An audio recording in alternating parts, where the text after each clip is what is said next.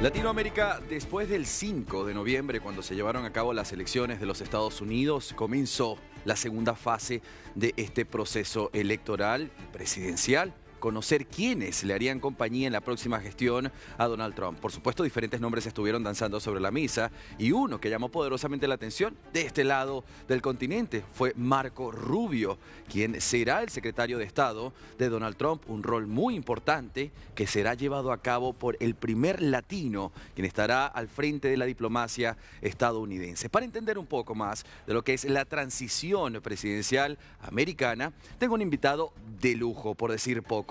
Él es periodista y escritor, forma parte de la cadena de Washington Post y está con nosotros, ha abierto un espacio en su agenda para conversar sobre esto. Quiero darle la bienvenida, la entrevista será en inglés, así que voy a hacer como suelo hacerlo, la pregunta, respuesta y todo lo pasamos al español. Manuel Roig, Francia, writer and journalist of the Washington Post, thank you for being with us. Welcome.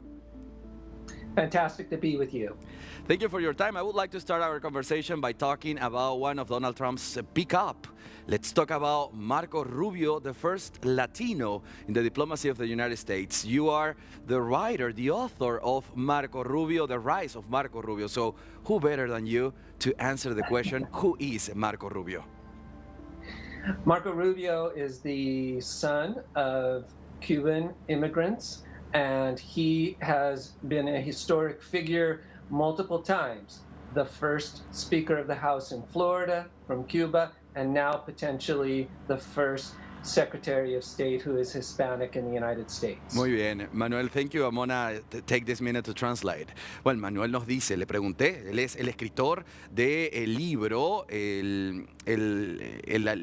digamos, un poco el alcance, ¿sí? El crecimiento de Manuel Rubio. En este caso, le pregunto, ¿quién mejor que él para responder a la pregunta de quién es? Y él me dice, bueno, es un hijo de inmigrantes cubanos y además alguien que tuvo la oportunidad de trabajar en esta área política, pero representando allí en la Florida a Cuba, a los latinos y ahora secretario de Estado de los Estados Unidos. Manuel Roig, what are the implications of having the first Latino as the Secretary of State in the United States of America, especially for Latin America? I think that oftentimes Latin America is the forgotten portion of the country when it comes to U.S. diplomacy. But I can tell you that Marco Rubio is very focused on the region. He's very interested in Cuba. He's very interested in Venezuela. And he's taken a lot of interest in Argentina as well because he's supportive of Javier Milei and the decision not to be part of the trade agreement with Brazil and Russia and India and China. Bien, le preguntaba, él me decía en este caso que las implicancias, lo que significa para América Latina tener a Marco Rubio como el primer latino en un rol tan importante en la política estadounidense tiene que ver con, en este caso, no olvidarse de esa porción que siempre queda echada a un lado en las políticas del primer mundo. Ahora, un Marco Rubio que está muy enfocado en las comunidades latinas, en Cuba, en Venezuela, en Argentina, tomando en cuenta que está muy interesado en sostener relaciones importantes con el presidente de Argentina, Javier Milei, y de alejarse de regímenes como, por ejemplo, Rusia y de otros países que se entienden como más al medio, lo que es Brasil con Lula da Silva. Manuel Roig, what do you think would be the first or the main priorities of Marco Rubio as Secretary of State? I mean, he has been very vocal about the regimes, Nicaragua, Cuba, and Venezuela. What would be the first priorities of this job? Oh, unquestionably, he will be dealing with Ukraine and the war in Israel right from day one. Those are the two most complicated and pressing world issues right now for the United States. And you will be watching very closely to see how he aligns with Donald Trump or whether he has his own sort of viewpoint on those conflicts. Bien, le preguntaba cuáles serían las prioridades para Marco Rubio cuando esté y comience el nuevo periodo presidencial de Donald Trump. Y él dice, sin duda alguna, de las prioridades que estarán allí, estará la guerra entre Rusia y Ucrania, seguir apoyando a Ucrania en su defensa y, por supuesto, la situación con Israel. Nosotros, por supuesto, estamos muy atentos a lo que sea la situación con Venezuela. Manuel, I want to talk about this post 5 days ago, if I am not wrong, if I can recall. The Washington Post said that there were communications, secret communications between Nicolás Maduro and people, close people to Donald Trump, to talk about sort of negotiations. What do you know about that? What can you tell us about that?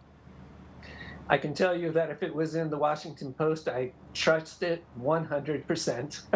And that I would also expect publicly Marco Rubio to remain speaking in a very hawkish manner and very critical of that regime, no matter what is happening or not happening in the quiet rooms of the back channels.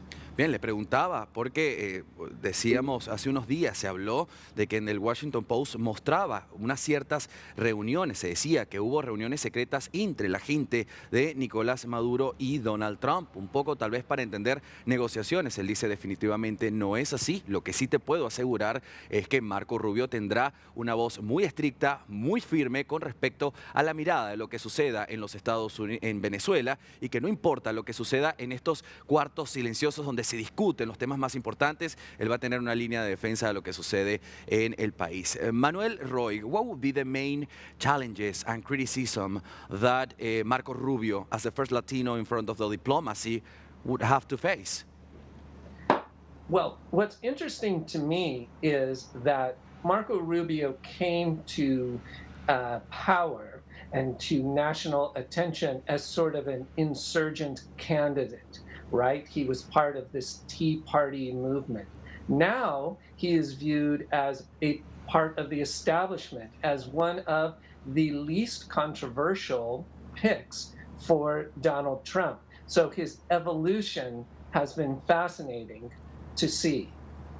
Bien, le preguntaba cuáles serían esos desafíos, esas críticas que tendría que afrontar Marco Rubio como el jefe de el jefe de la diplomacia estadounidense. Y él me dice que lo más importante en este momento es ver la evolución que ha tenido Marco Rubio, es decir, y que hasta el momento se puede considerar una de las elecciones de Donald Trump menos controversial. Por supuesto, la fe en el buen trabajo que hará. Manuel Roig, Francia, you have dedicated a lot of your time to study the biography of Marco Rubio. What do you think would be the main characteristics that put him where he is right now? Well, he is very much shaped by growing up in Miami, growing up in an area where there were people who had fled a communist dictatorship and remained very upset about and interested in challenging that regime. That is the central part of his biography, and it, I think, is the central informing characteristic that he will have moving forward in viewing the world. Bien, le pregunté a Manuel, en este caso le digo si él dedicó mucho de su tiempo, ¿sí?, a entender lo que es la vida, la biografía de Marco Rubio. Y él dice que, y le pregunté que cuáles serían las 3 características que pusieron a Marco Rubio hoy en la posición en la que se encuentra, es decir, como el futuro secretario de Estado de los Estados Unidos en este periodo de Donald Trump. Y me dice, sin duda alguna hay que entender de dónde viene. Él estuvo marcado por la realidad de Miami y también la mirada que tiene, es decir, de huir de los regímenes dictatoriales, de estas dictaduras. Es la razón por la cual desde un principio le mostrábamos lo que era la cercanía a regímenes como Nicaragua, Cuba y Venezuela, y por supuesto lo que pasa en la guerra más centimetrada como la de Rusia y Ucrania. Manuel, I was reading about you before having this nice conversation, and I found an interview 12 years ago. You said that the next president of the United States, the next Latino president, maybe has born already or had born in that time. Do you believe that maybe in the future next generation would be Marco Rubio, the next president of the United States of America?